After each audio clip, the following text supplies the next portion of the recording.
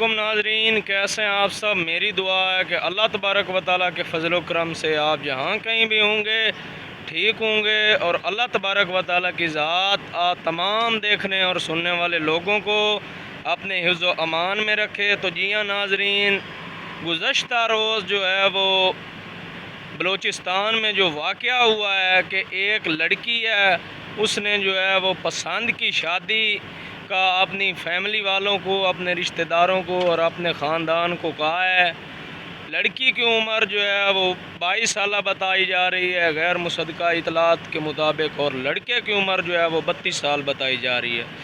لڑکی نے جو ہے اپنے خاندان والوں کو کہا ہے کہ میں اس لڑکے سے جو ہے وہ مجھے پسند آ گیا ہے، میں اس سے جو ہے وہ شادی کرنا چاہتی ہوں، ٹھیک ہے۔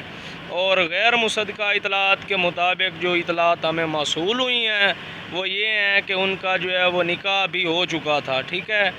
اور فیملی والوں نے کیا پلان بنایا، سب رشتہ داروں نے مل کر جو ہے وہ ان کو جو ہے وہ ایک دعوت پہ بلا لیا، ٹھیک ہے، ڈنر کے اوپر، اور ان کو وہاں بلوا کر پہاڑوں میں لے جا کر سب نے مل کر جو ہے وہ ان دونوں کو گولیاں مار کے قتل کر دیا۔ تو جی ہاں ناظرین، اس واقعے کی ویڈیو بھی سوشل میڈیا کے اوپر، انٹرنیٹ کے اوپر ہر جگہ جو ہے وہ وائرل ہو چکی ہے۔